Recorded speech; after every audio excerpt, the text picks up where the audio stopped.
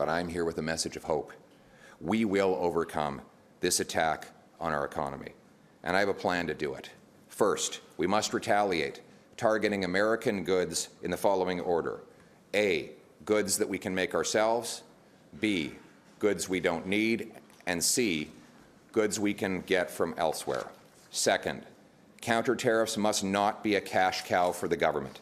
Almost every penny of the tariffs collected should go to tax cuts, with a small sum set aside for targeted relief to workers hardest hit by the trade war.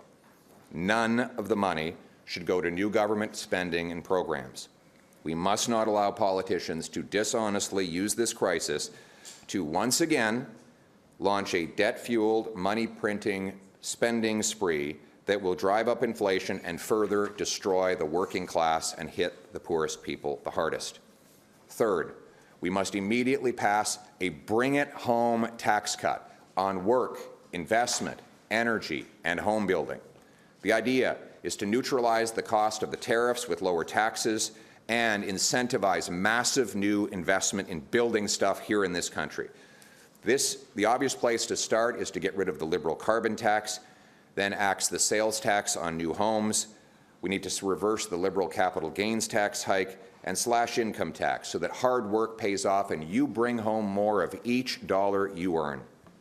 Fourth, we must immediately repeal the Liberal No New Pipelines Law C-69, a law that not only blocks all pipelines but stops mines, refineries, export plants, and all kinds of other energy infrastructure and makes us hopelessly reliant on one customer, the Americans, a customer we cannot count on anymore.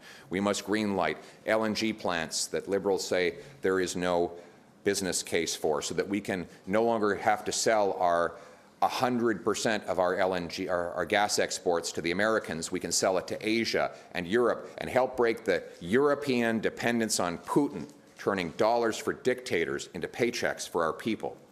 5, you know what industry Donald Trump does not control in Canada? Home building.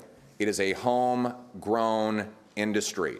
We must get rid of all taxes and red tape to unleash the biggest home building boom this country has ever seen, bigger than the post-war boom when our heroes were coming back from that war. We need to build homes faster than ever, and that means removing the bureaucracy, the red tape, the taxes, and the gatekeepers, and I will make it happen. That will also boost the demand for softwood lumber. The loggers are suffering after Biden hit them with tariffs already. And 6, let's get our provinces together to knock down trade barriers so that we can lower prices and boost wages for our people. 7, we must secure our borders and rebuild our military to assert our sovereignty and strength in the world. All these things, axing taxes, building homes, unleashing construction of our resources, fixing the budget, stopping crime, all of these things were Conservative fixations before the tariffs. Now they are even more necessary. But none of these things have happened in the last 100 days since Trump first launched his tariff threats. Look behind me. Parliament has been closed. Liberals shut it down to focus on their political battles. So the job-killing carbon tax is still in place.